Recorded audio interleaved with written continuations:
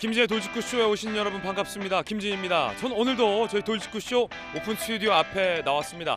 이재명 대표의 최측근인 정진상 실장이 검찰의 소환 조사를 받고 귀가했습니다. 검찰은 과연 정진상 실장에게 무엇을 물었을까요? 검찰이 확인하고 싶었던 것을 확인했을까요? 네, 그런가 하면 정진상 실장은 과연 뭐라고 입장을 밝혔을까요? 궁금합니다. 잠시 후에 그 이야기 나눠보겠습니다. 저는 비가 오나 눈이 오나 매일 아침 이곳에서 여러분을 기다리겠습니다. 김지의 돌직구쇼 지금 라이브로 시작합니다. 잠깐만요.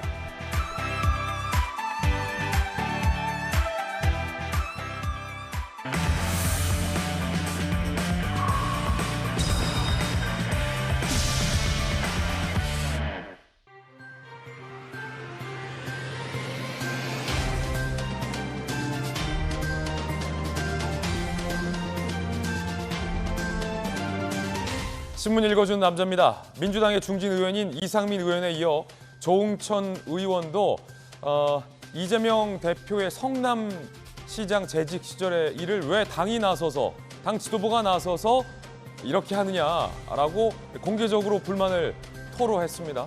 민주당 내 분위기가 심상치 않은 것 같습니다. 잠시 후에 이야기 나눠보겠습니다. 오늘 조간신문 4가지 키워드 준비되어 있습니다. 하나씩 살펴보시죠. 먼저 첫 번째 키워드부터 공개하겠습니다. 첫 번째 키워드는 바로 이겁니다. 대좌. 오늘 동아일보가 일면에 쓰고 있는 기사입니다.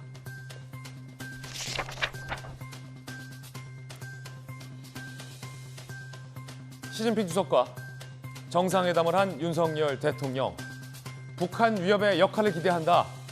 중국은 남북관계 개선하길이라는 메시지를 주고받았습니다. 3년 만에 한중 정상회담이었습니다. 윤석열 대통령은 북한의 핵미사일 위협이 고조되고 있다며 북한 도발을 억제해 줄 것을, 중국에게 적극적인 역할을 할 것을 주문하고 요청을 했습니다. 이어서 두 번째 키워드입니다. 두 번째 키워드는 바로 이겁니다. 역풍. 오늘 조선일보가 6면에 쓰고 있는 기사인데 어떤 역풍일까요?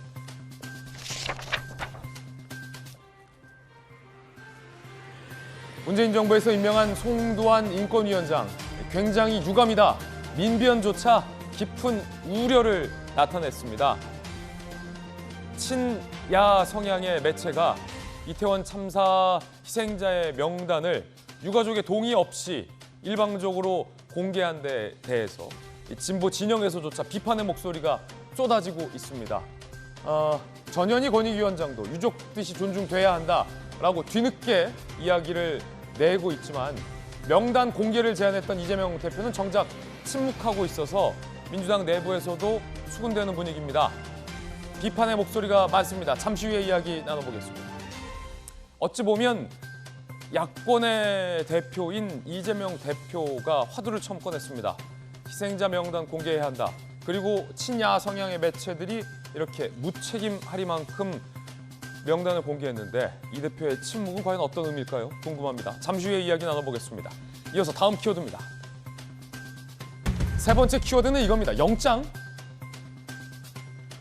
중앙일보 6면 기사입니다. 누구에 대한 영장일까요? 정진상 실장의 소환 조사. 검찰은 700억 약정설 등 충분한 증거를 확보했다라고 자신감을 내비치고 있습니다. 이 말인 즉슨 조만간 정진상 실장에 대한 구속영장이 청구될 수 있다라고 보입니다. 이르면 이번 주에 구속영장 청구할 수도 있다는 얘기도 나옵니다. 정진상 실장은 제기된 혐의에 대해서 부인하고 있는 입장으로 전해졌습니다. 이어서 다음 키워드 바로 살펴보겠습니다. 네 번째 키워드입니다. 존폐. 경향신문이 오늘 12면에 쓰고 있는 기사인데 존폐, 누구의 존폐일까요? TBS 교통방송 존폐 기로에 섰습니다. 예산 지원 폐지 조례 서울시 의회를 통과했습니다. 운영비 70%가 넘는 금액이 서울시의 출연금으로 충당이 됐는데 2024년부터 중단키로 한 겁니다. 일각에선 TBS가 자초한 일이다라는 지적도 나옵니다. 그리고 또 다른 일각에서는 문제가 되는 특정 방송 진행자, 방송 프로그램만 TBS 취지에 맞게 손보면 될 것인데 아예 지원을 중단하는 것은 맞지 않다라는 지적도 나오고 있습니다. 잠시 후에 이야기 나눠보겠습니다. 민주당은 강력 반발하고 있는 상황입니다. 지금까지 신문 읽어주는 남자였습니다.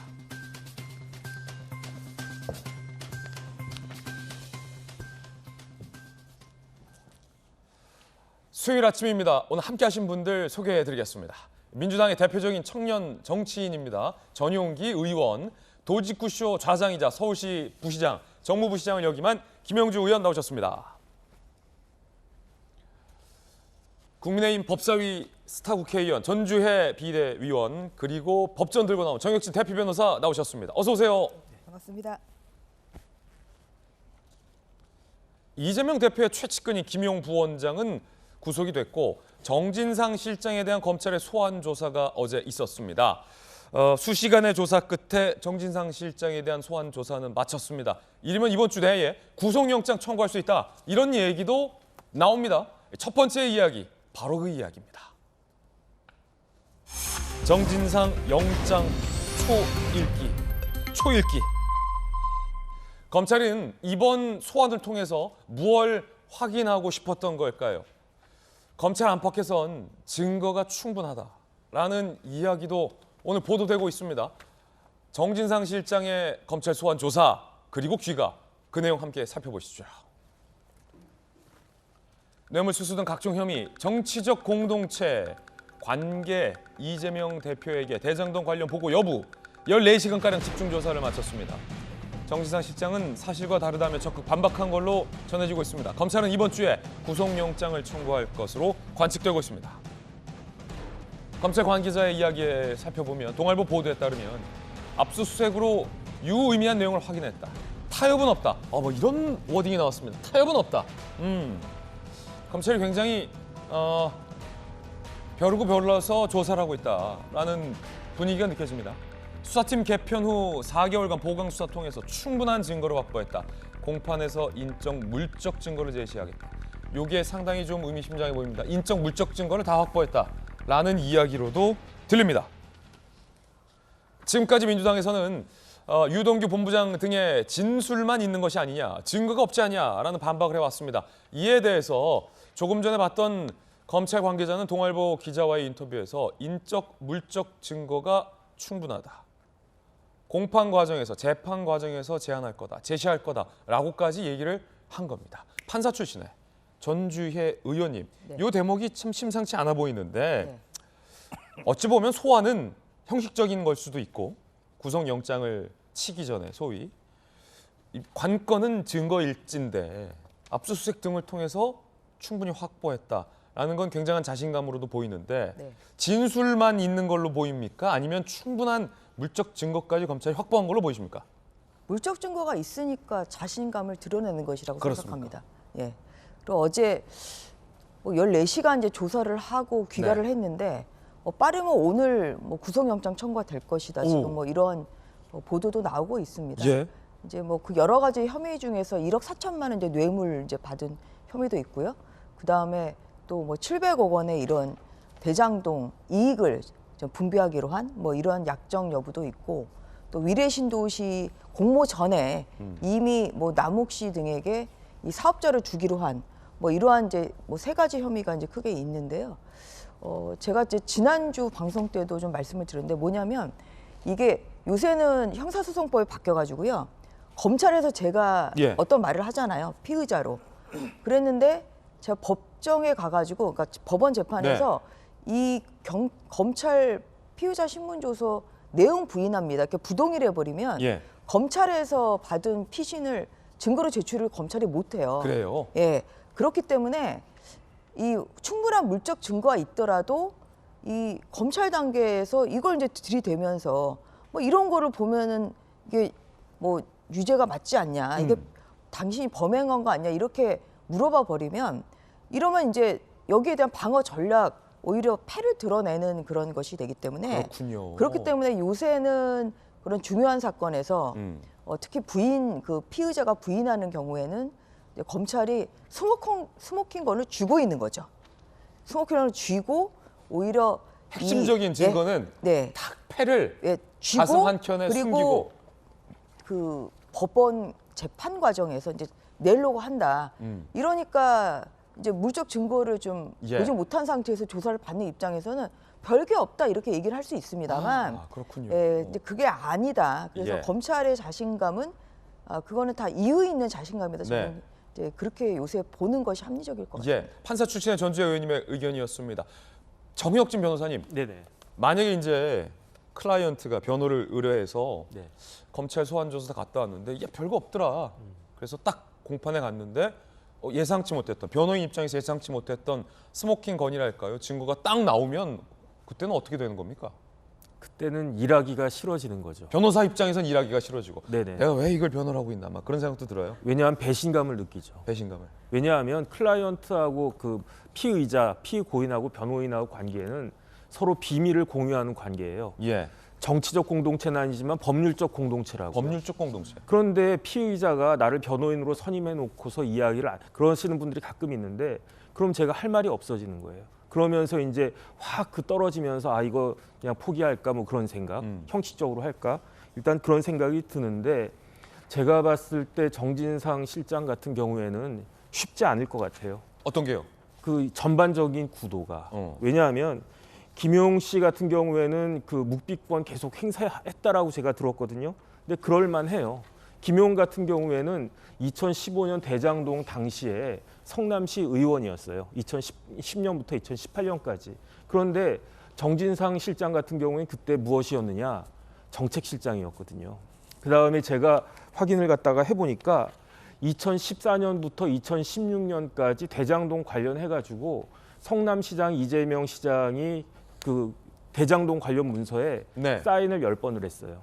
근데 그중에 6번을 정진상 정책실장이 밑에다가 사인을 했어요. 그게 밝혀진 거거든요. 그렇기 때문에 정진상 실장이 막 적극적으로 반박한다 그래가지고 뭐 어떤 사람들은 아 그럼 정진상이 할 말이 있나 보다. 그럼 정진상이 그 혐의가 없을 수 있겠구나라고 생각할지 모르지만 지금 이러한 라인을 봤을 때 자기가 사인한 그게 드러난 것만 6개인데 가만히 있으면은 할 말이 없다는 것이 되잖아요. 그러니까 여기에 대해서 적극적으로 반박하고 부인할 수밖에 없을 것 같은데 그런데 조금 전에도 전주혜 의원님 말씀하셨지만은 인적 증거는 결정적 인적 증거는 차고 넘치고요. 왜냐하면 뭐 남욱 유동규가 이렇게 이야기하고 있으니까. 돈 줬다라는 사람들이 구체적으로 진술하고 있고 진술이 일치하고 있고. 네네. 그다음에 모든 정황이나 그런 네. 진술 증거를 보강하는 물적 증거, 예컨대 결제한 서류 같은 것들, 그런 간접 증거 될 수 있지 않습니까?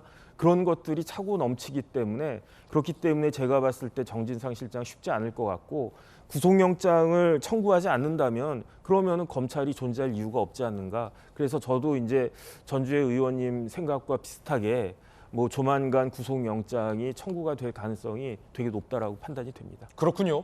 법조인 두 분, 판사 출신 변호사 두 분은 구속영장 불가피하다. 증거가 충분히 확보된 듯하다라는 견해를 주었습니다. 자, 그렇다면 민주당은 입장이 무엇일까요? 반박하고 있습니다. 민주당은 검찰 수사 자체가 조작 수사다라고 이재명 대표는 반발하고 있습니다. 그러면서 정진상 실장과 관련해서 정진상 실장 집에 CCTV에 사각지대가 없다라고 민주당은 주장을 했습니다. 이게 무슨 의미일까요? 직접 들어보시죠. 대책위가 확인한 결과 유동규가 올라갔다는 계단 바로 앞이자 아파트 동출입구부터 CCTV가 설치되어 있습니다. 어디를 어떻게 들어오든 CCTV에 사각지대가 없는 구조입니다. 가히 인간 사냥이라 부를만 합니다.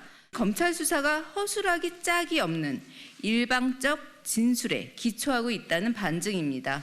압수수색 영장을 작성하면서 CCTV와 관련된 실체적인 내용을 살펴보지 않고 급조된 영장이다.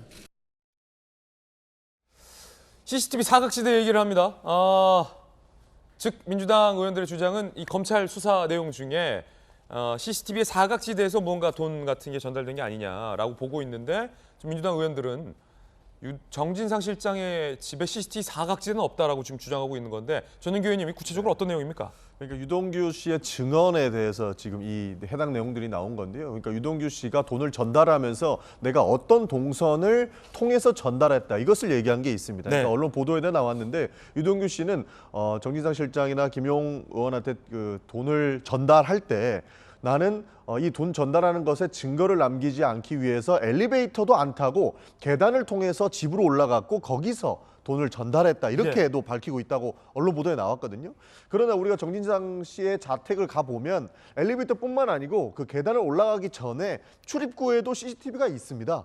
그러니까 이런 측면들을 봤을 때 분명히 뭐 증거를 없애기 위해서 하나하나 끼워 맞추기 식으로 조여오고 있는데 해당 내용들이 앞뒤가 맞지 않다라고 하는 내용에서 저는 주장을 하고 있는 것이거든요. 아, CCTV도 있고 거기에 다 찍혔을 거다 만약에. 그렇죠. 그러니까 증언에는 CCTV가 없고, 그러니까 합리적인 의심이 들 수 있게끔 뒤로 돌아서 가서 뇌물을 전달했을 것처럼 보이는데 이게 실상을 까보면 실제로 계단을 올라갔다고 주장하는 곳에 그 계단 앞에는 CCTV가 존재한다는 거죠. CCTV가 있다. 그래서 앞뒤가 안 맞다 이런 예. 증언을 하고 있는 겁니다. 그렇군요. 자, 그러면 민주당의 반박에 대해서 검찰은 어떤 입장일까요? 검찰은 강하게 재반박하고 있습니다. 정진상 실장의 압수수색 영장 중에 2019년 정진상 실장이 3천만 원 수수, 유동규 본부장이 정진상 실장 자택에서 CCTV를 피해 계단을 이용해 5층까지 이동했다라는 대목이 있습니다. 그러자 민주당이 CCTV 사각지대는 없다. 그러니까 CCTV를 피할 수 없다라는 반박을 한 겁니다. 자, 그러자 서울중앙지검 관계자는 조선일보 기자와 인터뷰를 통해 현장 조사 통해 CCTV 위치 다 확인했다. 증거로 확인한 사실이다. 영장에 기재한 것이다. 라고 강한 재반박을 하고 있습니다. 검찰이 이미 다 CCTV는 확인했다라는 제 반박입니다.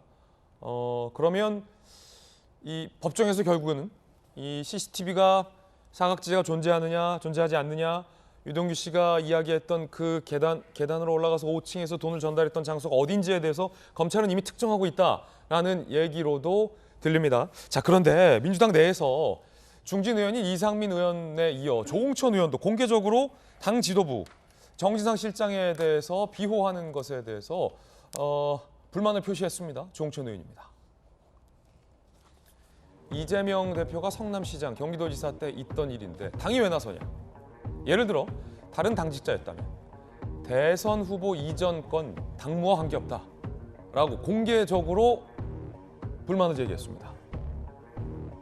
이상민 의원도 정진상 실장 건에 당 지도부가 왜 이렇게 나서는 건 오바다 라는 취지의 비판을 한 적이 있었는데, 조홍천 의원도 성남시장, 경기도지사 때 일을 왜 당이 이렇게 하느냐, 당무와 관계없다라고 강한 반발을 하고 있습니다.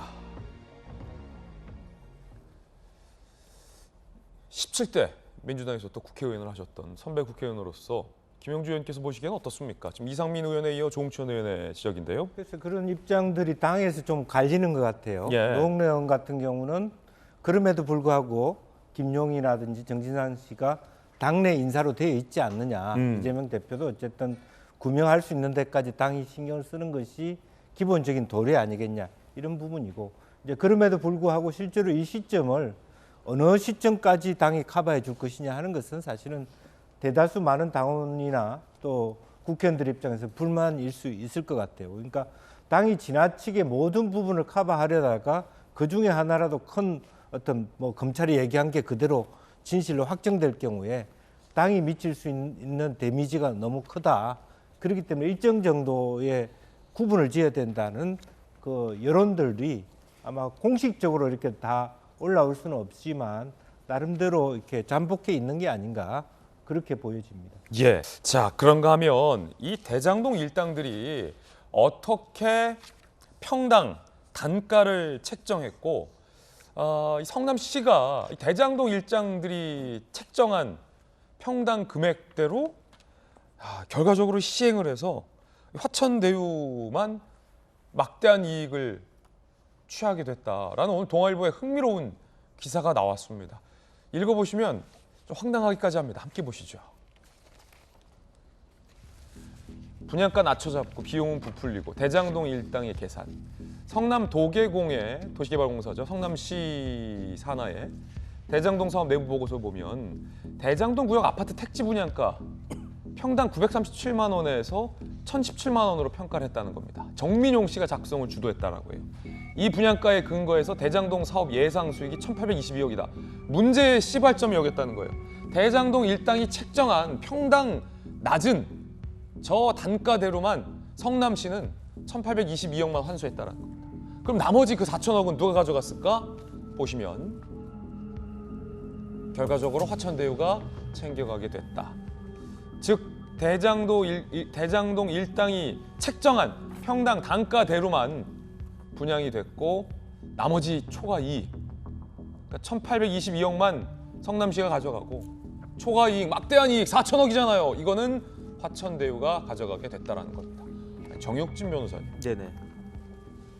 노른자 땅 많은 사람들이 예상키로 그리고 대장동 일당도 예상했던 대로 4천억의 막대한 개발 이익이 누구나 다 예상이 됐었는데 네네. 성남시는 성남도시개발공사는 왜 그 평당 단가 책정도 대장동 일당이 한 것 그대로 수용해서 그대로 분양가만 해서 하고 나머지는 다 화천대유한테 준 겁니까? 그 전문가 사람 불러 전문가 도시개발공사에 없었어요? 그러니까 이게 다른 땅도 아니고 판교 땅이에요. 판교 땅이잖아요. 뭐 제가 잘 모르지만 저 같은 사람한테 시켜도 저 정도 금액은 충분히 남겼을 것 같아요. 이게 왜냐하면은 이게 토지 원가 한 1,000만 원 정도라고 생각을 갖다가 했는데 민간 건설사 매입가가 1,600에서 1,900이거든요. 거기서만 남긴 돈이 충분히 4천억이 된다는 그런 이야기이고, 그 다음에 2015년 5월 달에 초과이익 환수 조항을 삭제를 갖다가 했어요. 여기에 대해서는 정말로 남지 않을 수밖에 안 남을 수 없는 그러한 그 땅인데도 불구하고 여기에 대해서 이렇게 초과이익 환수 조항을 삭제했다라고 하는 것은 누가 봐도 저희가 그 있다라고 볼 수밖에 없는 게, 왜냐하면 초과이익 환수 조항을 빼면은 성남시한테 유리합니까 불리합니까? 이거는 있으면 좋고 없어도 그만인 그런 조항이란 말이에요. 그러니까 그런 조항을 갖다가 그냥 빼가지고 성남시가 충분히 훨씬 더 많은 이익을 볼 수 있었음에도 불구하고 이것을 그렇게 하지 못했다라고 하는 것은 정말로 뭔가 그 뒤배가 있는 것이 아닌가 그런 생각이 들고, 결국 그렇기 때문에 지금과 같은 그러한 사태가 벌어진 것이 아닌가 그런 생각이 듭니다. 평당 단가가 너무 낮은 거 아니에요? 낮죠. 낮죠. 957만 원에서 1,000만 원 정도. 결국은 성남도시개발공사가 개발 이익이 이제 1,822억 정도로 딱 묶인 네네. 시발점이 그거라는 건데, 그걸 또 대장동 일당들이 책정했다는 거 아닙니까? 그래서 이게 뭐가 문제냐면요. 그 결국은 이게 제로섬 게임 같은 거예요. 어떤 특별한 코로나 신약을 발명했다든지 아니면은 핸드폰을 만들었다든지 해가지고 부가가치가 있었던 게 아니고, 저런 걸 통해 가지고 어떤 일이 벌어졌느냐. 결국은 대장동 원주민들이 제대로 된 그 배상을 받지 못했다는 이야기예요. 그 다음에 더 중요한 건 뭐냐면은 일반 그 건설사들 분양가가 높아졌단 말이죠. 네. 분양가가 높아져가지고 저 수분양자들이 평당 뭐 한 2천만 원에 받을 수 있었던 거를 3천만 원에 분양 받아가지고 결국은 그것이 집값이 올라가는데도 하나의 그 요소가 될 수 있었던 것이 아닌가 그런 생각이 들어서, 결국 많은 서민들의 그 재산을 뭐 1억씩 얼마씩 이렇게 해가지고 모아진 4천억을 대장동 일당과 그 주변에 있는 사람들이 결국은 다 그 이익을 수취한 것이 아닌가 그런 생각이 드는 근데 거죠. 이제 보통 전재현이요. 그래서 저는 이제 저게 초과이익 환수 조항이 없는 것과 굉장히 밀접한 연관이 있는 거죠. 왜냐하면 이게 보통은 이 초과이익 환수 조항이 없다는 합리적 근거로 전체 해봤자 1,822억이다. 사실 그러면 그게 뭐 초과이익이 됐을 때 뭐 환수할지 말지 사실 그런 경우가 발생하지 않을 가능성이 크거든요. 그래서 이제 이것을 합리화하기 위해서 이제 이러한 보고서를 미리 이렇게 작성해 놨을 그런 합리적인 저는 의심이 많이 듭니다. 왜냐하면 이게 보통은 이제 이런 경우에는 외부에 이익이 어느 정도 날지 뭐 이런 것을 내부 보고서가 아니라 공식적으로 오히려 외부에 이제 이런 것을 용역을 줘서 그래서 보고서를 좀 보고 판단을 하거든요. 근데 이거는 지금 정민용 씨 그 내부 보고서를 가지고 이렇게 초과이익 환수조 이 결국은 발생하지 않을 가능성이 크다 사실 이렇게 간 거 아니에요. 그래서 이런 점에서 이 보고서가 가지고 있는 의미는 결국은 초과이익 환수 조항을 빼기 위한 이러한 오히려 도구로 쓰였다. 그런 점에서 좀 저는 큰 문제점이 있다고 생각합니다.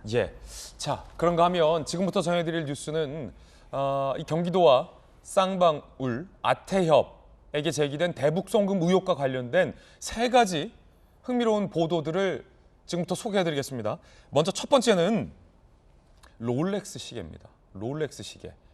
첫 번째 기사는 키워드가 롤렉스 시계입니다. 어떤 이야기인지 바로 살펴보시죠. 아태협이 북한과 접촉할 때 쌍방울 말고도 KH그룹 배모 회장이 동행했다라는 이야기를 오늘 동아일보가 단독 보도하고 있습니다. 동아일보 단독 보도에 따르면 등장인물이 하나 더 등장한 겁니다. 쌍방울 아태협 경기도 말고 KH그룹이라는 새로운 등장인물이 등장한 겁니다. 배모 회장. 대북 승부 무역 수사 중 2019년 1월 중국에서 북한 인사를 만난 아태협, 쌍방울 관계자 등의 진술을 확보했다. 이화영 전 경기도 평화부지사와 안부수 아태협 회장 다 구속됐죠. 그리고 아태협은 북한에게 실제로 돈을 건넸다라는 혐의를 검찰이 확인했습니다. 김성태 전 쌍방울 회장도 결국은 중국으로 막대한 돈을 불법으로 빼돌려서 북한으로 건넨 거 아니냐라는 의혹이 제기됐죠. 거기에 KH그룹 배모 회장이 동행했다라는 동아일보 단독 보도입니다. 김성태 전 회장과 매우 친분이 있다라고 하고 이재명 대표의 변호사비 대납 의혹에도 등장하는 인물이기도 합니다. 자, 그럼 그 자리에서 배모 회장이 뭘 들고 가냐? 롤렉스. 롤렉스 손목시계. 이거 굉장히 명품 브랜드 아닙니까? 10개 이상을 북한 인사에게 전달했다. 남은 시계, 또 시계가 남은 모양이에요. 이거는 안 회장과 쌍방울 임직원들에게 나눠줬다. 쌍방울과 아태협에게 주었다.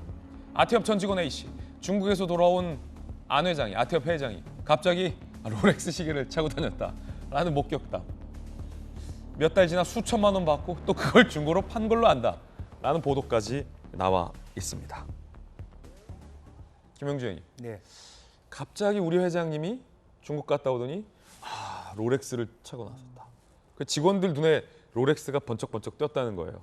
동아일보 보도에 따르면. 그런데 또 아태협 안 회장 구속됐죠?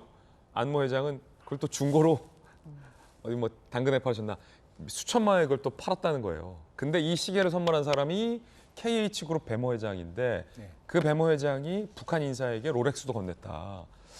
오늘 동아일보 단독 보도 내용입니다. 어떻게 보십니까?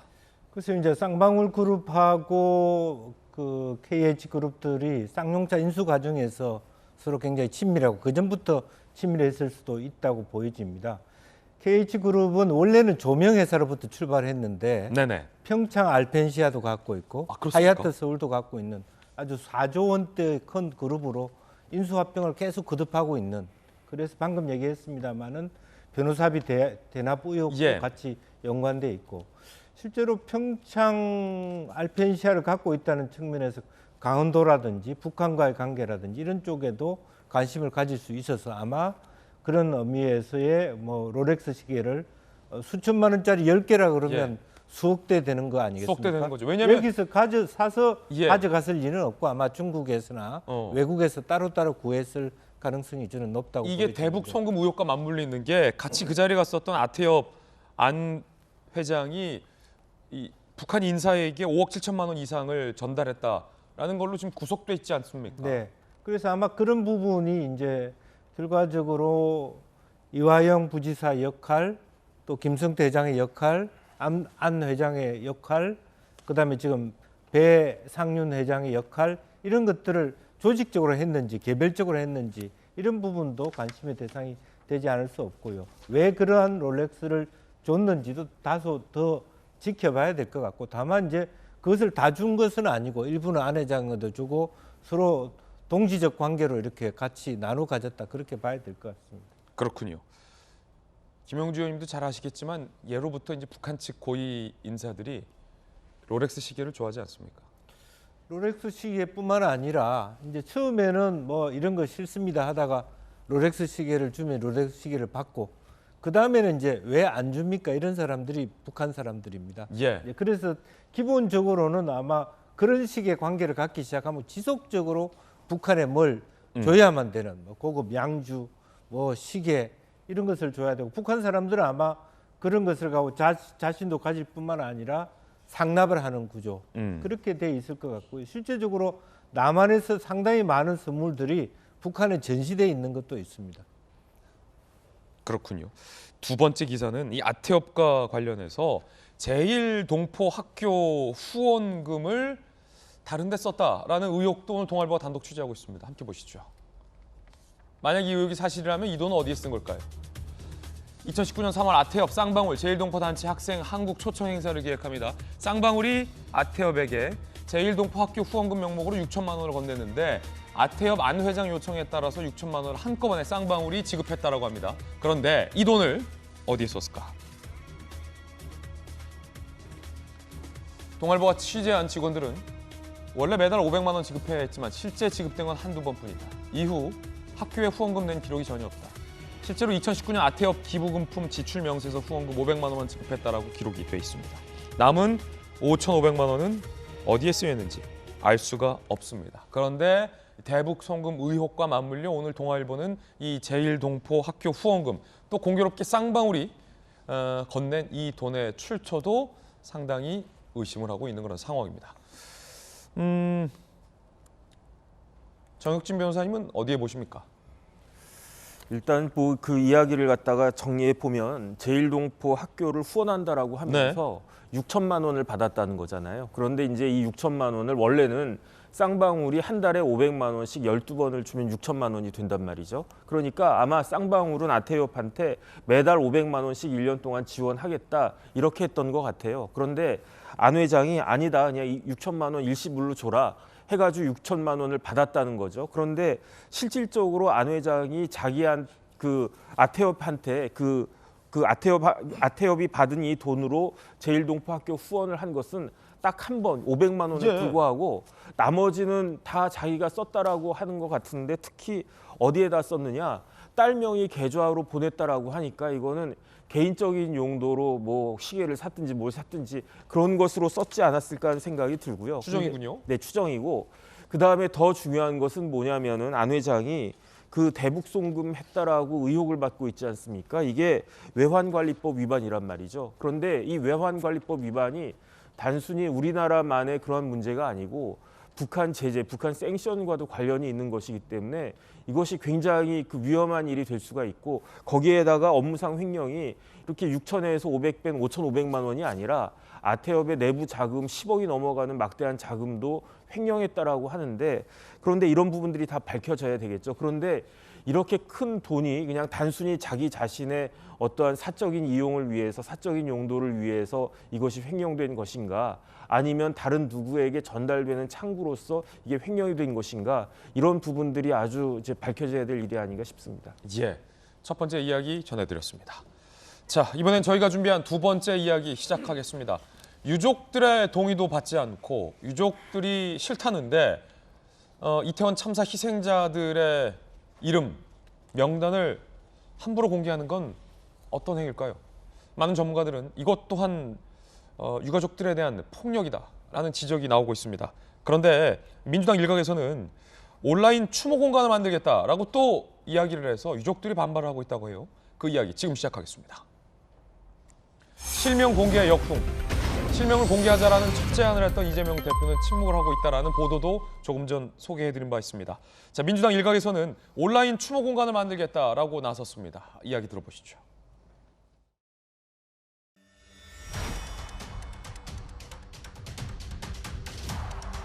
윤석열 무정부의 가짜 추모를 밀어내고 진정한 추모를 시작할 때입니다. 12구 참사 희생자 온라인 기억관 개설을 준비하겠습니다.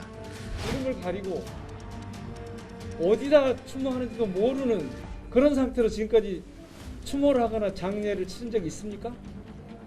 158명이 어찌다 한뜻이겠습니까? 그죠?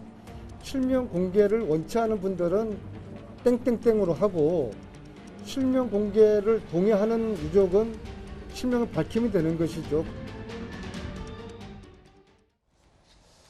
친야 성향의 매체들이 실명을 공개했고 유가족들과 진보 성향, 진보 진영에서도 많은 비판이 쏟아지고 있는 가운데 민주당 일각에서는 끝까지 실명을 공개하는 온라인 추모관을 만들겠다라는 겁니다. 그럼 유족들은 이 이야기를 미리 듣고 동의를 했을까요?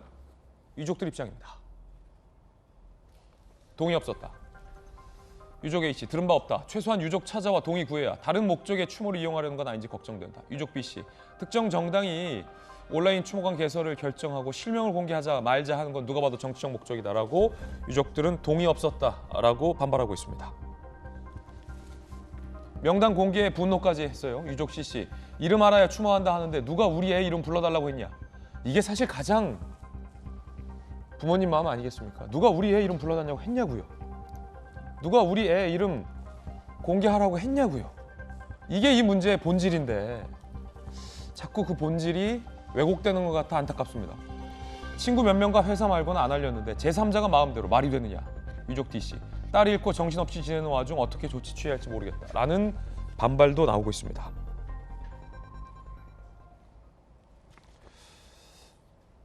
전재 의원님 어떻게 보십니까?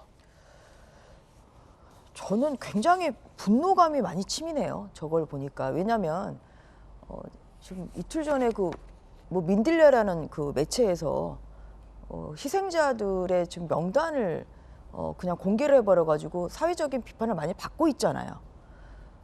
뭐 그래서 또 일부 뭐 그 유족들의 또 반대를 전달받은 경우에는 또 이름을 좀 삭제를 하기도 했는데 지금 여기에서 그쳐야죠. 그런데 지금 민주당의 의원들이 지금 온라인 추모 공간을 만들겠다는 게 결국은 또 이름 쓰고 뭐 경우에 따라서 사진까지 좀 올릴 수도 있다. 사실 그렇게 생각이 되거든요. 그럼 생각을 해보세요. 이게 정말 이거는 유족들의 동의를 명백한 저는 2차 가해라고 생각합니다. 2차 가해죠. 왜냐하면 묻는 것 자체에 유족들에게 이것을 올릴까요 말까 아까 그 유족들의 동의를 받아서 올리겠다고 하는데 유족들에게 올릴까요 말까요로 물어보는 것 자체가 굉장한 2차 가해입니다. 예. 첫 번째. 두 번째는 그 연락처 어떻게 알았습니까? 저는 그게 굉장히 의문스러워요. 지금 이 이름을 어떻게 알고 그러면 유족들에게 그 동의를 구하기 위해서는 연락을 해야 되는데 그러면 연락처를 어떻게 구하냐고요. 그럼 이거를 그러면 알고 있는 그 유족들이 나는 반대한다고 해서 민주당에 먼저 연락해야 됩니까? 굉장히 이것은 저는 야만스럽다고 생각합니다. 야만스럽다라는. 예. 저는 민주당이 정말 이러면 안 돼요. 거기다가 민영비 의원은 지금 위장탈당하신 분인데 왜 저기 있는지도 모르겠고요. 정말 이거는 재난의 정치화뿐만 아니라 그 국민적인 이런 슬픔에 오히려 이것을 정치적으로 이용하려는 목적이 너무 보여서 정말 이것은 자제를 해야 된다. 정말 이것은 지성인으로서의 모습을 보여야 된다. 너무 반지성적이고 국민으로서는 저는 국민 한 사람으로서 이 자리에서 정말 치밀어오는 분노를 참을 수가 없습니다.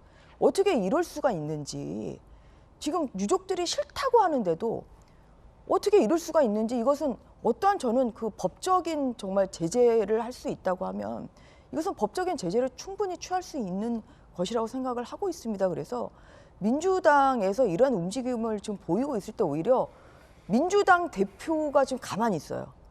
오히려 민주당 대표 그 이재명 근데 당대표가 얼마 전에 무슨 얘기를 했냐면 이런 얘기를 하셨죠. 그 영정 앞에서 이름을 불러드리는 게 왜 패륜이냐. 그게 패륜이죠. 동의 없이 하는 게 이게 패륜이죠. 지금 민주당의 이러한 의원들이 또 문진석 의원의 그 문자 그 사진이 공개되지 않았습니까? 이것을 다 이 희생자분들의 이름이나 연락처 이런 거 알아가지고 이것을 또 공개해야 된다. 이것을 주고받는 지금 문자가 공개가 또 사진이 찍혔고요. 또 거기다 더 탐사라는 이 매체, 이 명단 공개에 지금 연루된 그 같이 한 그 더 탐사라는 매체는 이것은 저번에 그 국감에서 김의겸 의원이 청담동 이 술자리 녹취록 이것을 공개를 했을 때 나온 본인이 스스로 협업을 했다고 실토한 이 매체거든요. 그래서 이 더 탐사가 여기에 또 관여를 하고 있고 그리고 민들레라는 또 이 단체에는 유시민 전 의원이나 여러 이 성향의 이런 분들이 있고 좀 이러고 있는 상황에서 지금 민주당에서는 이것을 그만둬라. 사실 저는 이재명 대표가 이러한 이야기를 충분히 해야 되는데 왜 침묵하는지 참 이게 좀 궁금하고 민주당 차원에서 이것은 중단하라 이러한 당 자체의 지성적인 모습을 저는 보여야 된다고 생각합니다. 야만적이다. 매우 강한 비판 의견을 주셨습니다. 자, 그럼 민주당의 전용기 의원님. 일단 유족들의 동의를 받아야 되는 것은 저는 우선돼야 된다고 그렇게 생각을 합니다. 그러나 문제가 있었죠. 왜 이런 논란이 있었느냐를 한번 곰곰이 떠올려 보면 영정과 위패 없는 분향소는 지금껏 처음이었다. 이런 이야기도 있었습니다. 그게 무엇이냐면 대한민국에는 굉장히 많은 사회적 참사가 있었습니다. 뭐 과거를 떠올려 보면 서해 회리오 사건도 있었고요. 그다음에 상품 백화점 참사 사고도 있었고 세월호 참사도 있었습니다. 그때 당시에도 이런 논란이 있었느냐? 그렇지 않았습니다. 보통 추모가라는 것은 누군가를 떠올리고 그 사람을 기리고 지속적으로 생각을 해서 그 사람의 정말 아픔을 우리가 이해하는 것으로 활용이 되는데 아직 정부에서는 그 어떠한 유족 동의 절차를 진행하고 있지 않은 것으로 저는 알고 있습니다. 어저께 예산결산위원회에서 이상민 장관께 유족의 동의 절차를 거치고 있느냐라고 하고 있는데 아직도 진행 중이라고 이야기를 하더라고요. 이게 보름이 지났는데도 유족 동의 절차를 거치지 않은 것은 오히려 하지 않으려고 하는 것이 아니냐 하는 의심이 들 정도였습니다. 그런 측면에서 이것을 누군가를 떠올리고 기리는 추모 공간을 전체적으로 차단하려고 하는 것 아니냐 하는 의심이 있었습니다. 그래서 일부에서 왜 아무것도 안 하냐, 그리고 일부 유족들은 어떻게 그리고 어떤 계획을 가지고 앞으로 어떻게 처리할 것인가에 대해서 왜 정부 쪽에서 알려주지 않느냐 하는 이야기도 했었습니다. 그래서 좀 이렇게 많이 진보적인 성향에서는 이름을 공개를 한 것 같은데요. 사실 유족의 동의가 없는 이름 공개는 사실 부적절하다는 비판도 저는 맞다고 생각을 합니다. 그런 측면에서 이 사회적 참사라는 것은 우리가 단순히 지원금만 주고 장례 비용만 주고 끝내버릴 문제는 아니다라는 것이 하나 또 있거든요. 정말로 이 사회적 참사라는 것이 대한민국의 시스템이 망가졌기 때문에 일어나서는 안 되는 이런 많은 희생자를 낳았기 때문에 우리가 앞으로 이런 문제를 재발하지 않기 위해서는 굉장히 많은 아픔들을 같이 공유를 해야 되는데 그런 측면에서 유족이 원한다면 희생자의 이름도 공개하고 함께 우리가 누군가를 기리고 떠올리는 모습을 보여야 하지 않을까 저는 그렇게 생각을 합니다. 예. 자, 그런데 이 사건이 단순히 몇몇 매체가 유족 동의 없이 실명을 공개했다로 그치지 않는 것 같습니다. 그 역풍이 상당해졌고 정치적인 의미도 매우 커졌는데 이 민주당 일각에서 유족 반발하고 있는데도 굳이 실명을 공개한 추모 공간을 만들겠다라고까지 나서면서 친야 성향의 매체가 도대체 이 명단을 어떻게 유출했는지에 대한 문제, 법적 문제도 비화됐고 애초에 유족이 원하지 않는데 실명 공개에 소위 집착을 하는 것이 이재명 대표 의혹을 가리기 위한 방탄용이 아니냐, 정치적 목적이 아니냐라는 논란까지 정치권에 번졌습니다. 실명 공개 역풍이 더 커진 셈입니다. 여당뿐만 아니라 진보 진영 내에서도 강한 비판이 나오고 있습니다. 먼저 여당의 비판부터 들어보시죠.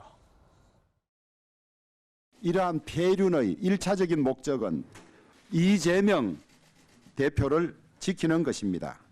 인간의 얼굴을 한 야만이라는 말조차 그들에게는 너무 관대합니다.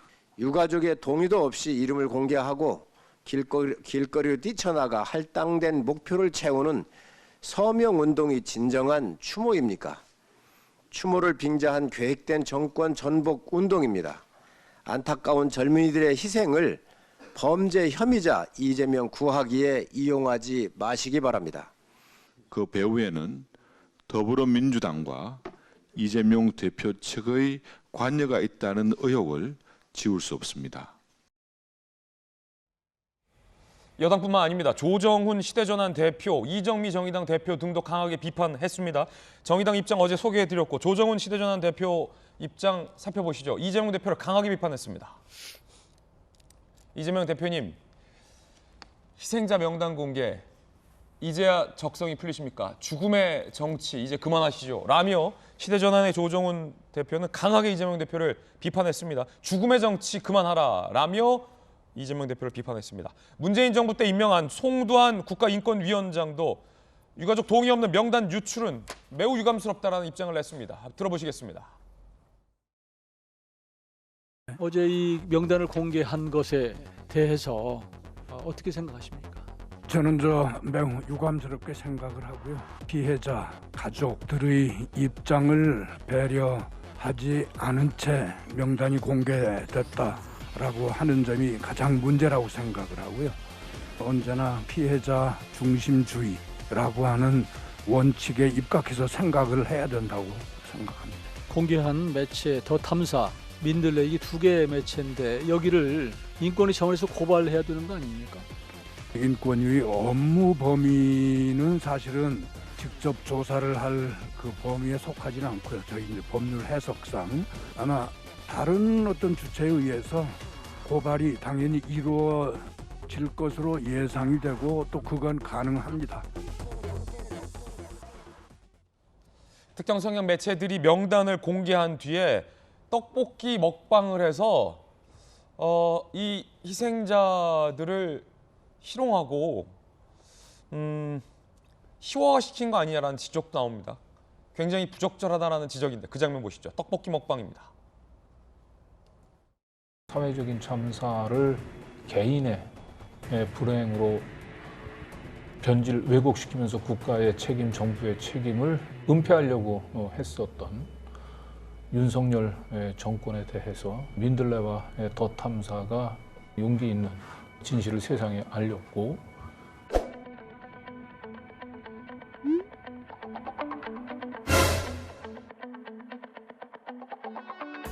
추억의 밀떡볶이 더 탐사몰에서 만나보시기 바랍니다. 맛있다 이거.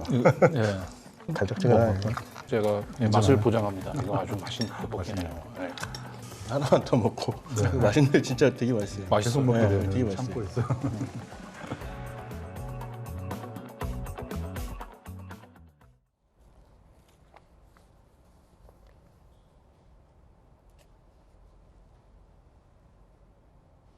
김영주 의원님. 네.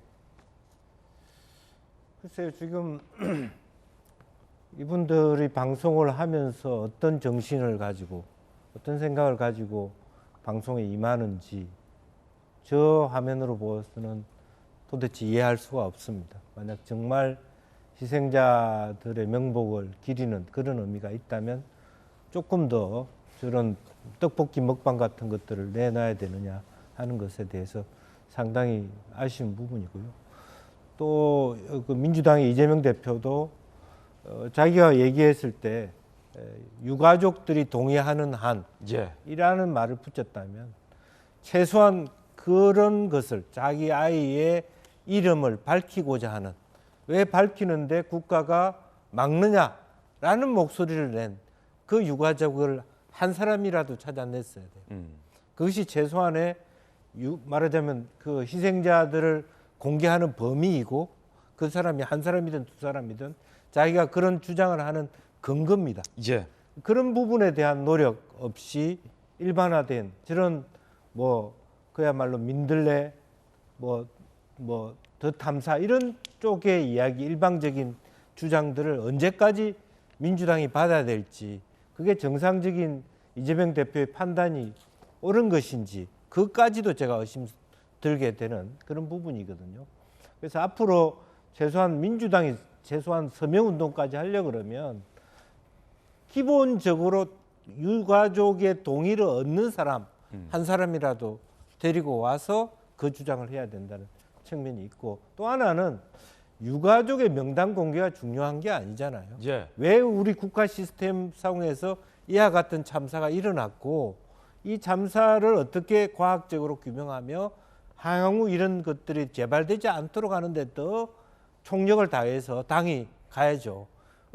명단 공개가 그렇게 중요한 우선순위입니까? 저는 그 점에 대해서도 이해할 수 없다는 말씀을 드립니다. 정혁진 변호사님. 네네. 이분들의 목적이 뭘까? 왜 유가족이 싫다는데 이름을 공개하며 떡볶이까지 먹고 맛을 보장한다 하며 민주당 일각에서는 이런 사단이 났는데 굳이 이름을 공개하겠다라고 하고 이름 공개하자며 윤석열 정부를 비판했던 이재명 대표는 정작 침묵하고 있습니다. 목적이 뭐라고 보십니까? 일단 저는 어떤 생각이 드냐면 제가 예컨대 불교 신자예요. 그런데 상을 당했단 말이에요. 그런데 부르지도 않았는데 어떤 목사님이 딱 오셔가지고 고인의 이름을 막 부르면서 막 주여 주여 그러면서 통성 기도를 막 하는 거예요. 반대로 제가 기독교 신자란 말이죠. 그런데 이제 또 어떤 분이 이제 고인이 돌아가셔가지고 제가 상주인데 그런데 부르지도 않은 스님이 딱 오셔가지고 목탁을 막 두들기면서 불경을 암송하면 그게 유족들의 입장에서는 이게 황당한 걸 넘어가지고 분노가 치밀지 않겠습니까? 저게 무슨 추모냐.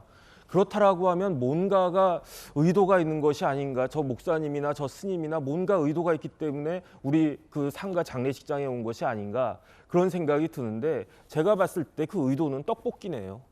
저 떡볶이 먹고 저 떡볶이 팔려고.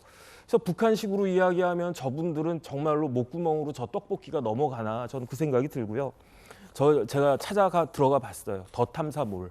더 탐사가 있잖아요. 거기에 몰이 있어요. 더 탐사몰. 딱 갔더니 떡볶이가 쫙 있더라고요. 그러면서 맛을 갖다가 소개시켜 놨는데 맵기는 매운데 속이 뒤집어지는 매운맛은 아니다라고 했더라고요. 저게 좀 매운가 봐요. 근데 저거 먹고 속이 뒤집어지지는 않고 아주 맛있다 이런 식으로 표현을 하는데 저거를 보는데 제가 저 떡볶이 먹어보지도 않았고 먹을 생각도 없지만은 만약에 먹게 된다면 저 맛이야말로 정말로 유족들 입장에서는 속이 뒤집어지는 그러한 매운맛이 되지 않을까 그런 생각이 들고요. 제발 좀 상식적으로 정상적으로 좀 돌아왔으면 좋겠다 그런 생각이 듭니다. 한동훈 법무부 장관은 이 유족들의 동의 없이 희생자들의 명단이 어떻게 유출됐는지 법적 문제가 있을 수 있다라고 지적했습니다. 한동훈 법무부 장관의 이야기 들어보시겠습니다. 이태원 참사 희생자들의 150여 분의 성함을 인터넷에 공개를 했습니다. 장관께서도 법적인 문제 소지가 있다라고 하신 바 알고 있습니다. 논란의 여지 없는 반인권적 행동이라고 개인적으로 생각하고요. 유출 경로에서 불법 가능성이 있을 수 있다고 생각합니다. 철저히 공적인 자료거든요. 이것을 더 탐사나 민들레가 훔쳐간 게 아니라면 누군가가 제공한 가능성이 제일 크지 않겠습니까? 공적 자료가 유출된 과정에 대한 어떤 법적 문제가 충분히 있을 수 있다고 생각합니다. 사망하신 이 피해자분들을 거명한다는 것은 결국은 유족에 대한 2차적인 어떤 좌표찍기의 의미가 저는 있다고 생각합니다. 돌아가신 피해자들에 대해서 음란물 유포라든가 모욕이라든가 조롱 같은 범죄 행위가 이미 발생해서 제가 보고를 받고 있는 상황입니다. 그렇기 때문에 법적으로 큰 문제가 있을 수 있는 것이다. 굉장히 중요한 대목 중에 하나가 이들 매체들이 명단을 공개해버린 탓에 유족들에 대한 2차 좌표 찍기가 돼버렸다. 그리고 희생자들에 대한 피해 상황이 지금 발생하고 있다는 걸 한동훈 법무부 장관은 이미 보고받고 있다는 겁니다. 그런데도 민주당 일각에서는 이름을 공개하자라며 여전히 주장을 하고 있는 상황입니다. 그리고 정작 유가족 이름 왜 공개 안 하냐, 공개해야 한다라고 목소리를 높였던 이재명 대표는 침묵하고 있습니다. 여러분들은 어떻게 생각하십니까? 그런데 민주당이었다가 민주당이 아닌데 민주당 같은 민영배 의원은 한동훈 장관에게 오히려 반박을 했습니다. 도대체 어떤 법적 문제가 있느냐라는 건데 민영배 의원의 이야기 들어보시죠. 이 나라의 법무장관이라는 사람이 법적으로 큰 문제다라고 해서 도대체 그 근거가 무엇인지 밝히라고 촉구합니다. 개인정보가 어떤 것인지를 법무장관은 정확하게 살펴본 다음에 그 입 함부로 놀리지 말고 어디다 대고 지금 법적으로 큰 문제라고 법무장관이 나서가지고 이름을 밝히는 것에 대해서 억압을 하고 있어요. 민정배 의원의 주장은 어떤 주장입니까? 서재현 의원님 나오셨네요.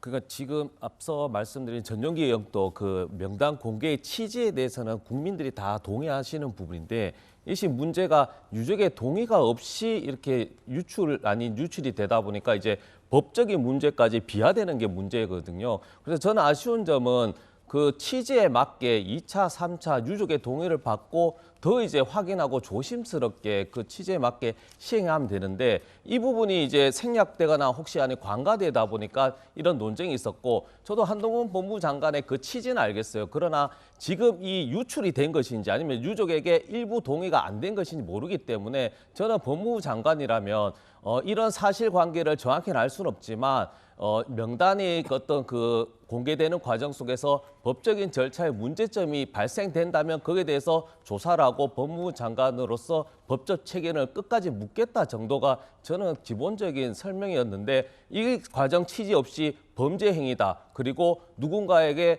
유출받았다는 단정지어서 하다 보니까 이런 논쟁 아닌 논쟁이 더 커지는 것 같습니다. 전주 의원님 어떻게 보십니까? 그 유출 가능성이 사실 상당히 높아 보이거든요. 왜냐하면은 뭐 아까 한 장관이 얘기한 대로 뭐 이게 뭐 유족들이 뭐 제공을 했을 리는 없는 것이고요. 훔쳤을 리도 없잖아요.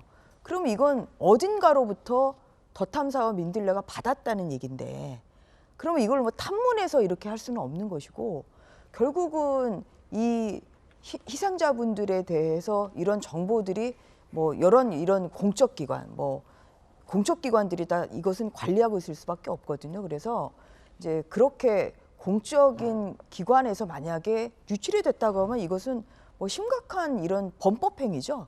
그렇기 때문에 이 부분에 대해서는 이제 조사를 할 필요가 있다. 저는 그 부분에 대해서는 저는 전적으로 동감합니다. 그리고 또 이 행위에 대해서 지금 개인정보보호법 위반으로 지금 고발이 돼 있는데, 이제 뭐냐면은 이게 그러니까 유출 경위를 이분들이 어떻게 이 더 탐사와 민들레가 이 150여 명의 희생자분들의 이름을 어떻게 입수했는지 사실 그걸 밝혀야 되는 거예요.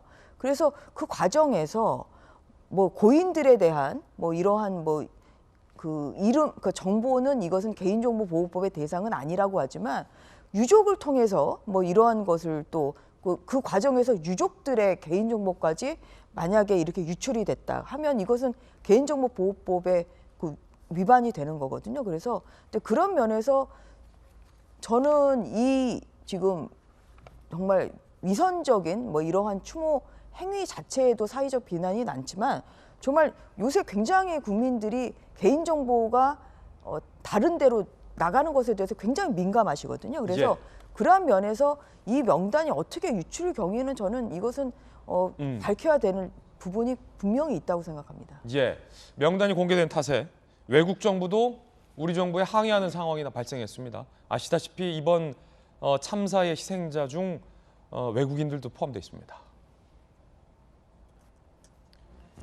일본 대사관, 일부 주한 대사관, 희생자 명단 공개 관련 외교부의 항의. 외국인 사망자 중 거의 모든 유가족이 공개를 원치 않았다. 그런데 일방적으로 공개가 됐다는 겁니다. 외교 문제로도 비화될 가능성도 있다는 건데, 김용주 의원님 어떻게 보십니까? 뭐 실제로 그 발표를 하면서 가나다 순으로 하고 밑에 외국인도 발표를 했다고 해요. 지금 26명의 외국인들이 그중에 24명이 이제 본국으로 응구가 됐고 장례가 치러지고 있는데, 실제로 그 나라 국민들도 이제는 세상이 다 열려져 있어서 이런 명단이 공개되는 걸 바로 알지 않습니까? 이제 그런 면에 있어서도 이것이 국내적 문제만 아니라 국제적 문제가 되고 또 실제로 인권적 차원에서의 문제가 될 수 있기 때문에 지금이라도 내국인을 비롯해서 외국인에게조차도 유족의 동의 없이 만약 그런 발표를 했다라면 지금 뭐 민들레나 더 탐사, 즉 이 주최 측이 가족들에게, 유족들에게 먼저 사죄부터 해야 되지 않나 그렇게 생각이 들고, 이런 부분들을 제대로 잘 정리하지 못하면 국제적인 어떤 뭐 소송이든 어떤 그 화제거리가 되지 않을까 그렇게 생각이 듭니다. 이재명 대표가 침묵하고 있는데 이에 대해서는 어떻게 보십니까? 저는 그 아까 말씀드렸다시피 이재명 대표도 말씀했듯이 본인 스스로가 유족이 동의하는 한이라는 말을 붙였다면 실제적으로 당이 일을 하는 데 있어서 그 단서를 굉장히 중요하게 봐야 돼요. 동의하지 않는 발표는 우리 당의 입장이 아니다 이렇게 강하게 주장했어야 되고, 더 탐사와 민들레가 민주당과 덩치돼서 가는 것들을 막았어야 된다. 저는 그렇게 생각이 들고, 그런 의미에서 지금도 그런 리더십의 시험을 받고 있다고 생각하고 자기의 정확한 입장을 공개해야 된다고 생각합니다. 예, 김용주 의원님의 의견도 들어봤습니다. 이번엔 저희가 준비한 다음 이야기 시작하겠습니다. 윤석열 대통령 해외 순방을 마치고 오전 6시에 귀국을 했습니다. 김건희 여사도 이번에 영분의 일정을 소화했는데, 그런데 민주당의 장경태 의원이 김건희 여사의 행보를 일컬어 빈곤 포르노라고 얘기해서 정치적으로 뜨겁게 논란이 되고 있습니다. 국민의힘은 장경태 의원을 윤리위에 제소할 예정이다라고 벼르고 있는 상황입니다. 그 이야기 지금 시작합니다. 다시 폭풍 속으로. 자, 일단 4박 6일 동남아 순방을 마치고 오늘 오전 6시쯤 윤석열 대통령 내외가 귀국을 했습니다. 그 장면 영상으로 살펴보시죠. 자, 오늘 오전 6시 윤석열 대통령 내외가 또 대통령이 꼭 이렇게 비행기를 오르고 내릴 때 김건희 여사의 손을 꼭 잡는 모습이 이번에도 포착이 됐습니다. 이상민 장관 인사하는 모습 살펴봤습니다. 오늘 오전 6시에 귀국을 했습니다. 그리고 한중 정상회담도 이번에 했습니다. 시진핑 주석과의 정상회담인데 그 대목도 함께 살펴보겠습니다.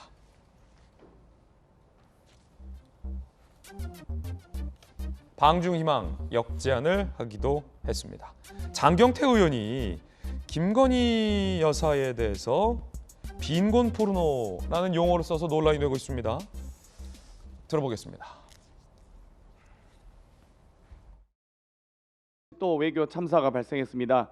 김건희 여사의 빈곤 포르노 화제 화보 촬영이 논란이 되고 있습니다. 1992년 오드리 헵번이 소말리아에서 영양실조 아동을 안고 찍은 사진과 흡사합니다. 가난과 고통은 절대 구경거리가 아닙니다. 엄청난 외교적 결례일 뿐만 아니라 윤리적으로도 지탄받기 충분합니다.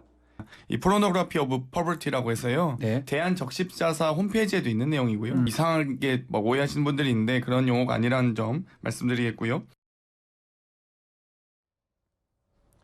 김건희 여사가 심장병 환우들을 방문하고 쾌유를 기원했습니다. 그리고 그 뒤로 그 아이들에게 국내에서의 막대한 후원이 쏟아졌다라는 보도도 나왔는데 그걸 일컬어서 장경태 의원은 김건희 여사의 외교 참사다라며 빈곤 포르노 화보 촬영이라고 언급을 한 겁니다.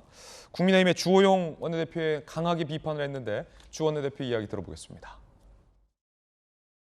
너무나 인격 모욕적이고 반여성적이라는 점입니다. 더불어민주당의 성인지 감수성에 대해서 심각한 의문을 제기합니다.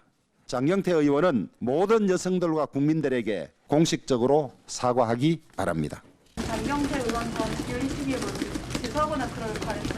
품위 손상할 이유로 윤리위 제소를 준비하고 있는 걸로 알고 있습니다.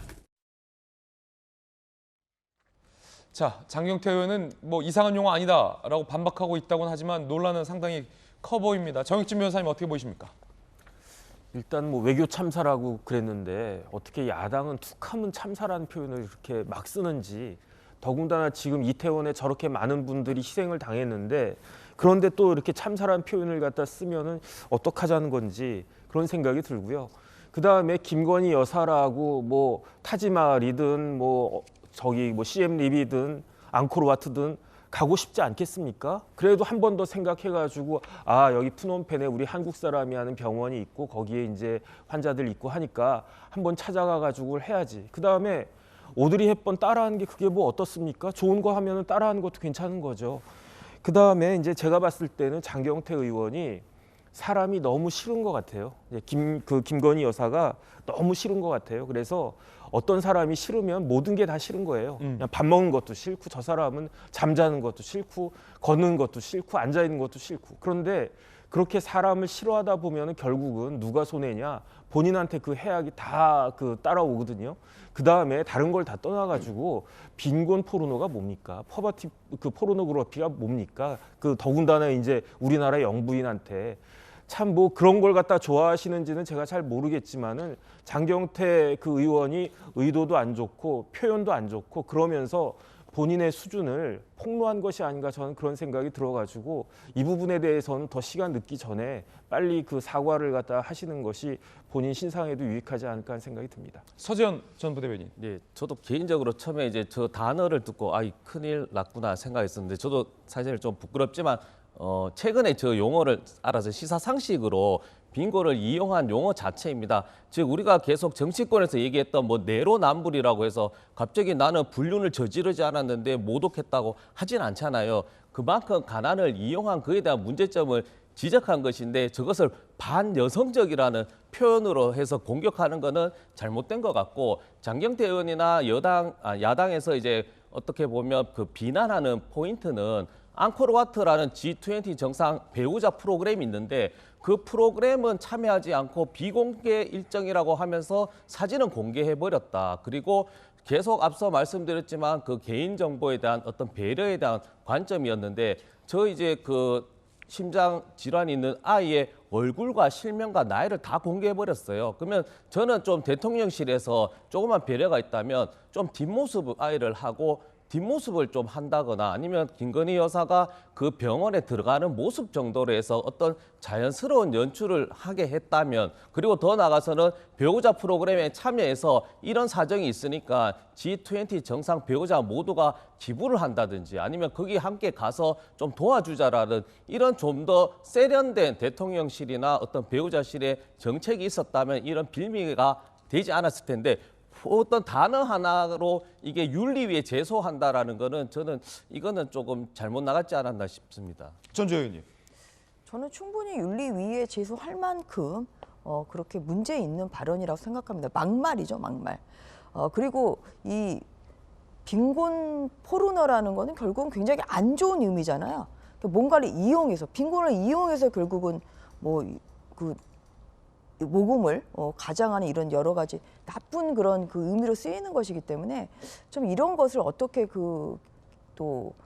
대한민국의 또 그 대통령의 부인에게 할 수 있는지, 사실 그런 부분에서는 이것은 도를 넘은 것이다. 그리고 항상 민주당에서 저는 김건희 여사에 대한 뭐 이러한 비판을 할 때마다 떠오르는 게 항상 김정숙 여사의 그 타지마할 앞에서의 사진이거든요. 그 타지마할을 본인이 버킷리스트에 있는 타지마할을 가기 위해서 그 3개월 만에 인도를 홀로 방문을 해서 4억 원의 국가 예산을 써가면서 지금 그 타지마할에서 그 사진 하나 찍기 위해서 간 거 아닙니까? 비교를 해보세요. 지금 그 타지마할 앞에서 그 찍은 사진과 이 김건희 여사가 이 심장병 어린이를 위해서 지금 찍은 사진과 지금 무엇이 지금 그 대통령 부인으로서 적절한 행위인지 여기에 대해서 국민들께서 저는 현명하게 판단해 주실 거라고 생각을 합니다. 그리고 그러한 부분에 있어서 지금 아직까지 민주당에서 이 지금 김정숙 여사의 타지마할 방문에 대해서는 아무런 그런 사과가 없거든요. 이런 2차제 저는 그 유감 표명이라도 해야 된다고 생각을 합니다. 그리고 이것이 좀 좋은 의도로 김건희 여사가 가신 거잖아요. 이게 지금 뭐가 이 배우자 프로그램에 빠졌다는 것을 굉장히 그 민주당에서는 크게 얘기를 하는 건데, 배우자 프로그램에 뭐 양해를 얻어서 빠지고, 그래서 이러한 좋은 의미의 이 봉사활동이나 아니면 이런 그 구호활동을 하는, 저는 이런 것은 오히려 충분히 그럴 만한 그 가치가 있는 거라고 생각을 하고 있고요. 좀 이것이 좋은 의미로 한 것이 너무 이것이 정쟁화되는 것도 저는 바람직하지 않다, 이러한 말씀을 드리고 싶습니다. 장경태 의원은 빈곤 포르노는 있는 용어다라며 반박하고 있는 입장이긴 한데, 글쎄요, 국민의힘에서는 막말이다라고 윤리위에 제소하겠다는 입장입니다. 김영주 의원님, 네. 있는 용어라 괜찮다라는 장경태 의원 입장 어떻게 보십니까? 글쎄, 이제 파버티 포르노라는 용어는 이제 서구 사회에서는 일상화될 수 있는 그야말로 빈곤 마케팅 뭐 그런 것들이 있는데, 사실 우리 문화에서는 그런 것들을 잘 모르잖아요. 포르노로 이해하죠. 그 포르노라는 뜻은 뭡니까? 원래 포르노그래피라고 하는 건, 포르노라는 원래 뜻은 장녀예요. 매춘을 의미하는 겁니다. 매춘의 기록, 그게 포르노그래피거든요. 우리나라 사람들은 누구나 다 대통령 부인을 장녀라고 표현했다고 인식할 겁니다. 만약 그런 생각을 좀 했다면, 실제로 비판을 한다 그러면 빈곤의 마케팅이라고 표현하는 것이 저는 적절했다, 비난하고 싶었다면. 저는 그런 의미에서 외국에 쓰니까 우리나라에도 아무 문제 없다, 이것은 좀 적절하지 않다, 그렇게 생각이 들고요. 이제 그런 의미에서 더군다나 저는 뭐 청년의 대표적인 최고위원 중에 한 사람이 갈수록 저와 같은 저열한 단어 가지고 문제를 삼아서 노이즈 마케팅을 하는 것, 그 자체가 저는 문제라고 봅니다. 자, 윤석열 대통령이 6시 50분쯤 이제 귀국을 했는데 정치권에 기다리고 있는 건 이 빈곤 포르노 논란이네요. 이어서 저희가 준비한 다음 순서 이어가겠습니다. 뜨거운 소식 3가지 엄선을 했습니다.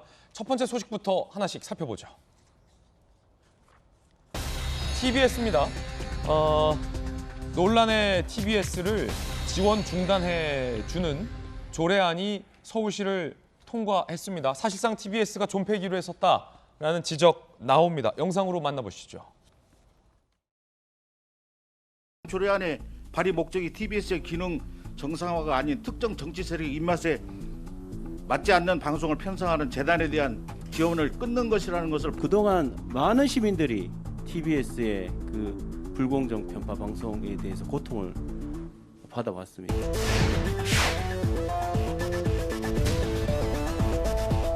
서울특별시 미디어재단 TBS 설립 및 운영에 관한 조례 폐지 조례안을 표결하겠습니다. 재석 의원 73명 중 찬성 72명, 반대 0명, 기껏 1명으로 의사일정 제4항은 가결되었음을 선포합니다.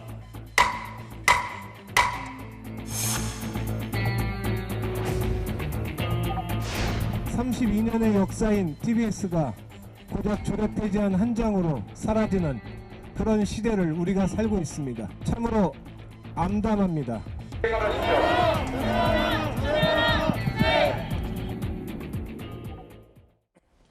자, 이 지원이 중단되면 정혁진 변호사님 어떻게 되는 겁니까? 그럼 TBS는? 일단은 저기 좀 찾아보면요. 그 서울시 예산은 국가 지방자치단체 예산이잖아요. 그 예산이 지원되려면은 그 근거가 필요한데 서울시 미디어재단 TBS 설립 및 운영에 관한 조례가 있어요. 그 조례에 따라 가지고 뭐 수백억, 300, 올해 같은 경우에 320억, 뭐 내년에는 그거보다 확 줄어서 230억 이런 돈이 이제 그 한 건데요. 만약에 그게 그다음에 이제 TBS가 법적으로는 민법상의 재단 법인이거든요. 그러니까 자생적으로 그런 서울시에 그게 없어도 살아날 수 있으면 살아남으면 되는 거고요. 그다음에 이제 뭐 긴축 경영을 한다든지 아니면 광고 수입을 한다든지 그렇게 해가지고 그걸 하면 되는 건데 TBS의 목적이 그 조례에 보면 어떻게 되어 있냐면요. 방송을 통한 교통 및 생활 정보였어요. 그런데 과연 지난 몇 년, 한 10몇 년 가까운 그 기간 동안에 과연 이러한 역할을 제대로 했는가, 제대로 역할을 하지 못했음에도 불구하고 시민들의 그러한 세금이 여기에 투입되는 것이 맞는가, 거기에 대한 근본적인 그 반성과 고려가 있어야 될 것 같고, 그런 다음에 그다음에 이제 스스로 자생할 수 없는 그런 조직이면은 뭐 어쩔 수 없는 거 아니겠습니까? 저는 그런 생각이 듭니다. 최근에 논란이 됐었던 게 이렇게 시 지원금, 출연금이 운영에 중요하다면 상당수의 시 출연금으로 또 특정 출연자에게 계약서도 없이 엄청난 관행에 벗어나는 고액의 출연료를 지급해 왔잖아요. 그러면서 했던 그 진행자와 그 방송사의 사장의 해명은 여기가 벌어들이는 광고 수익이 얼마인 줄 아냐였는데, 그럼 광고 수익금이 엄청나다면 시 지원금 없이도 운행 가능한 겁니까? 그러니까 제 말이 그 말이죠. 그 말이 그 말이에요? 예, 제 말이 그 말이고요.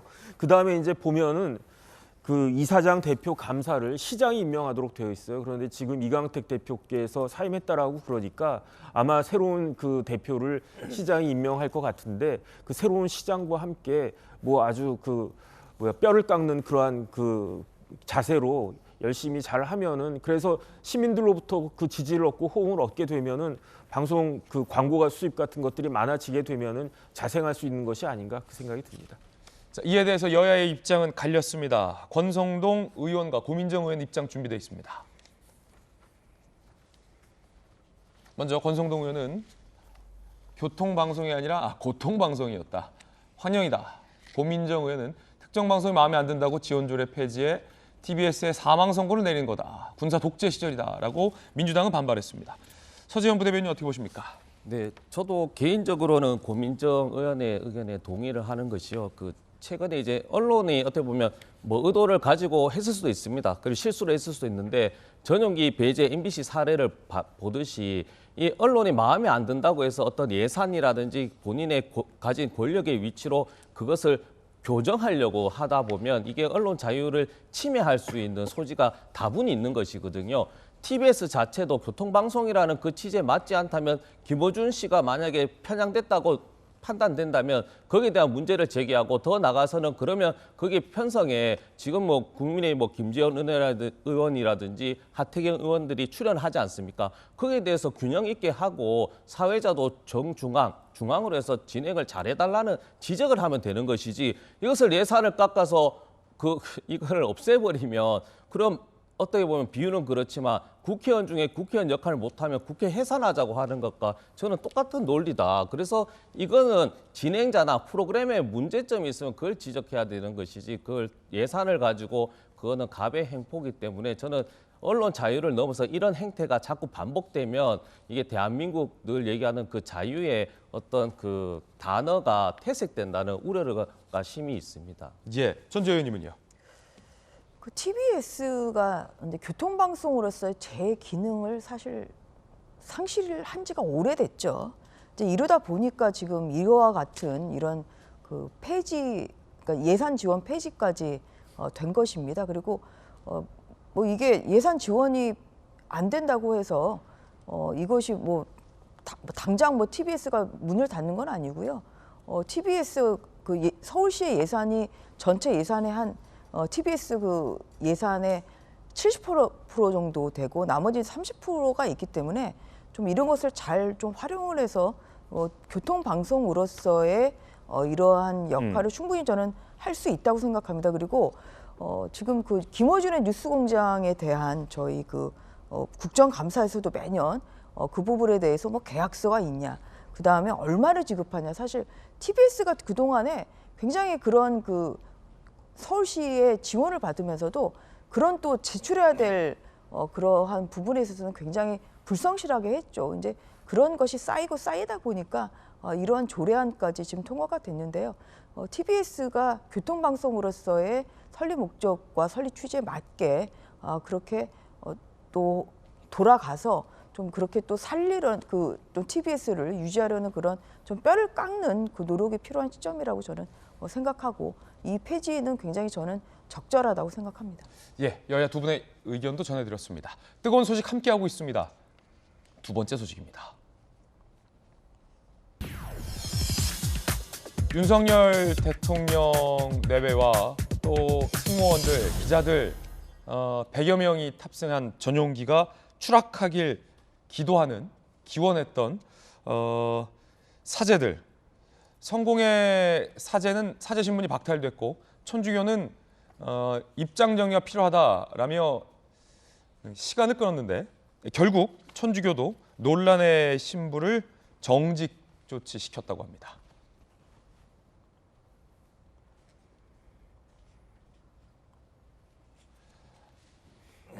천주교 대전교구장, 가톨릭교회의 가르침에 어긋난다. 박주한 신부, 무릎 꿇고 큰 잘못 저질렀음을 고백. 성무 집행 정지를 명령했습니다. 미사나 고해성사 등 사제 권한을 박탈하는 것. 신부는 유지를 시켰습니다. 많은 누리꾼들은 이 두 사제의 전용기 추락 기원 염원에 사탄이 따로 없다라는 댓글을 달기도 했었습니다. 천주교의 대응이 조금 성공회보다는 느렸는데 하루 정도 정직, 그러니까 사제 신분을 유지시켰네요. 그렇습니다. 이제 사제 신분은 유지시켰지만 그 나머지 부분에 대해서 강한 질타를 한 것이죠. 실제로 지금 우리 사회에서 가장 필요한 것이 어떻게 보면 종교일 수도 있습니다. 그 종교가 갈등을 해소하고 화해하고 평화를 만들어 가야 되는데 오히려 한 척에 손을 들어주고 또 그야말로 사랑과 구원을 얘기해야 될 종교 집단에서 추락과 사망을 기도하는 정말 있어서는 안 되는 근본적으로 잘못된 그러한 행태들을 보임으로써 종교에 대한 어떤 우리 사회의 신뢰를 상당히 훼손시켰다 그렇게 생각이 들고 그와 같은 일들이 재발되지 않도록 종교 스스로도 고민해야 될 시점이고 천주교 사제단도 처음에는 뭐 어떤 이 희생자들에 대하여 마치 다 공개할 것처럼 했다가 결국 그것을 공개하지 않음으로써 한 발 물러서는 그런 것이 있듯이 모든 종교 집단 스스로가 과연 자기 본연의 어떤 기능, 역할에 충실한가 한번 되돌아봐야 될 지점에 와 있는 거 아닌가 그렇게 보여집니다. 예, 자 이번엔 세 번째 뜨거운 소식 이어서 살펴보겠습니다. 함께 보시죠.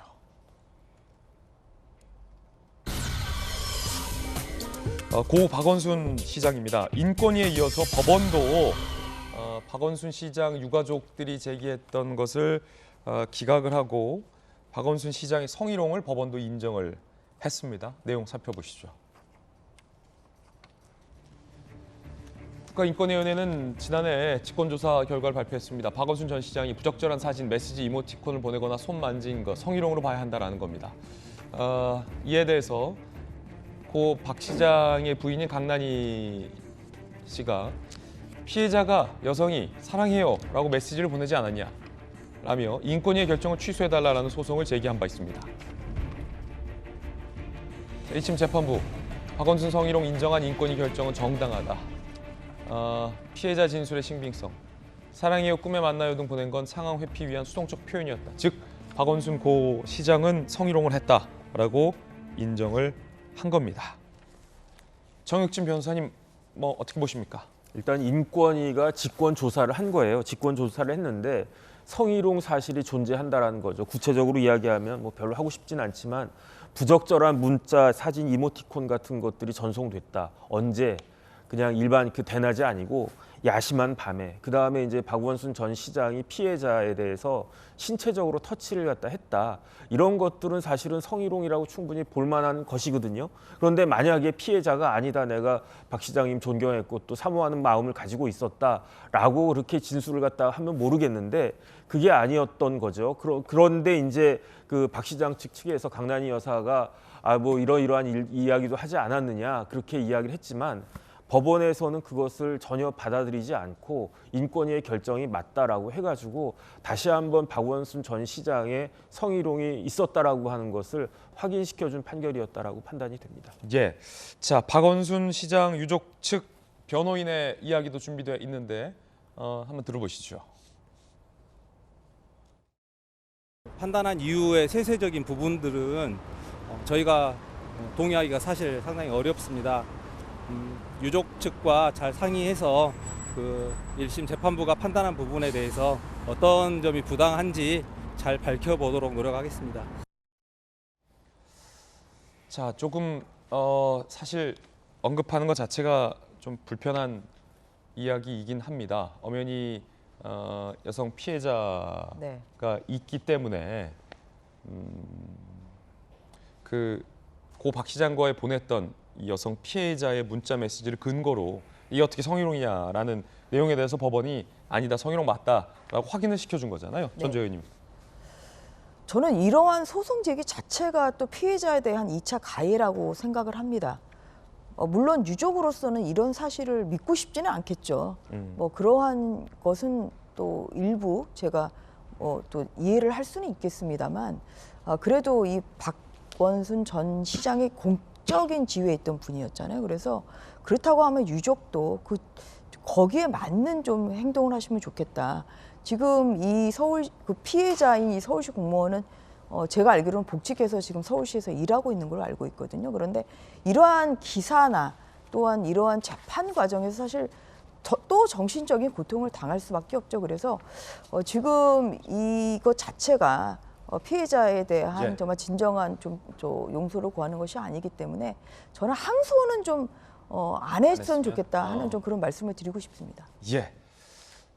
자, 저희들은 60초 광고 보고 돌아오겠습니다. 잠시 후 뵙죠. 네, 오늘 저희가 준비한 소식 모두 다 전해드렸습니다. 저희들은 내일 아침 8시 50분에 인사드리겠습니다. 오늘 하루는 분명 어제보다 나을 겁니다. 좋은 하루 되십시오. 고맙습니다.